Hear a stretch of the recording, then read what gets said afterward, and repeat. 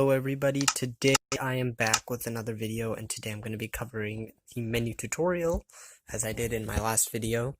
And actually an update came out today. I think it was 1.16.100 for the Bedrock Edition of Minecraft, and it added these three new features, these experiments. Now I actually don't know what they do yet because they're just experimental gameplay.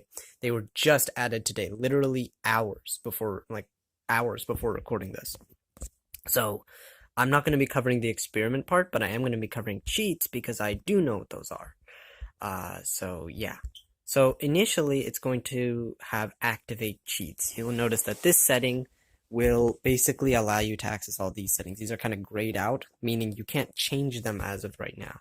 If you activate cheats, this little window will come up. And basically what this will do, it'll turn off achievements. Achievements affect your gamer score with your Xbox account. They're different from the achievements that you have on the Java edition. It's a bit of a different concept in the Bedrock edition. And so if you activate cheats, you cannot get any achievements in this world. And achievements go through across all your worlds. So if you get an achievement in one world, you can't re-earn it unless you go into a completely new Xbox Live account, which doesn't cost any extra money. So first of all, we got the Education Edition, and you can access this, but it's not the best if you have a mobile device like I do. It adds a lot of new features, so I'm just going to go back. I'm not going to activate it or anything. We have Always Day, and that's kind of self-explanatory. What that'll do is make sure it never turns night in your world. Do Daylight Cycle. What this will do is it will stop the day wherever it is.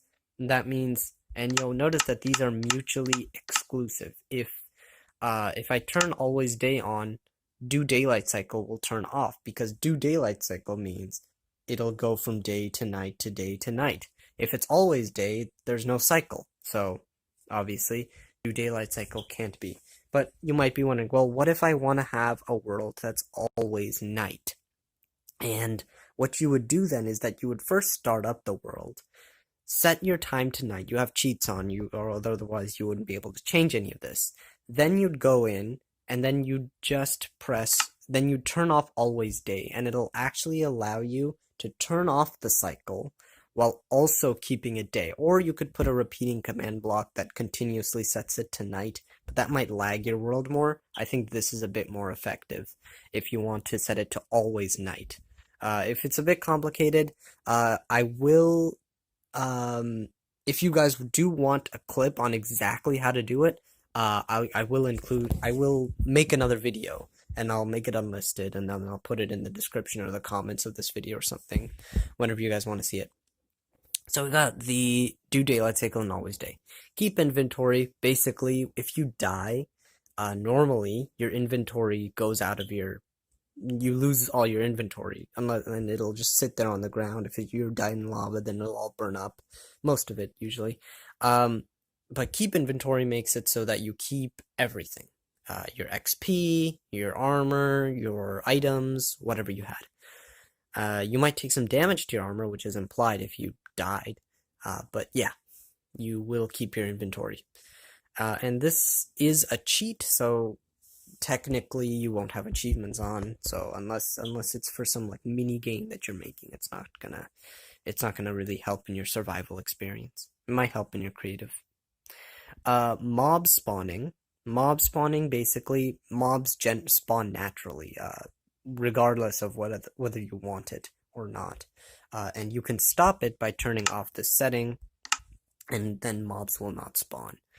Mob griefing is basically the effect that takes place, and what this will do when it's on, you might notice that when an explosion happens, whether from a creeper or when a gas shoots a fireball or anything like that, in all of those cases, maybe some blocks get blown up. Basically, what this will do is stop blocks from getting blown up, and you can combine this with the tile drops command earlier.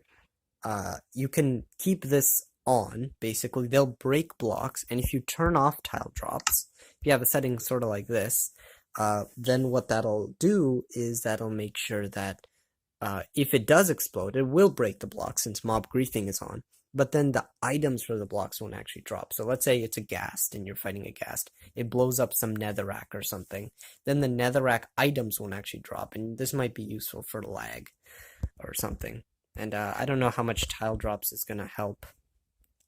We have then entities drop loot, which is basically when you kill anything. Well, okay, not anything. I should be more specific. Something like a boat, not necessarily a mob, but a boat. You'll notice that there's a mob loot. Basically, mob loot is basically when you kill something, it'll drop certain items. Entities drop loot. If you turn this off, then this is like a boat or a minecart. Minecarts and boats are technically entities, and when you like kill them or you like hit them a bunch of times, they eventually drop to the floor. But if you have the entities drop loot off, then what that'll do is that'll disable it'll disable the what do you call it? It won't drop the boat or the minecart when you break it. Sorry for taking so long on that. Next we got weather cycle. This is pretty similar to daylight cycle, but the difference here is that the weather cycle will actually make it so weather stays the same. So let's say you want to make sure it rains forever for whatever reason. Maybe you want to fly with your trident a bunch. What you can do, you can set the weather to rain with the command, and then you can turn off weather cycle like so, and then what that'll do is that'll keep it raining forever. Do note that rain does cause a bit of lag, so it can be a bit hard for your device, depending on your device, of course. Then we have command blocks enabled, and what that'll do is that'll remove the ability to use command blocks. Command blocks can still be accessed, you can still place them and access their interfaces. I'm not sure if you can actually access their interfaces with this off, but you won't be able to use them if you turn this off. When they're on like this, then obviously you can use them. And when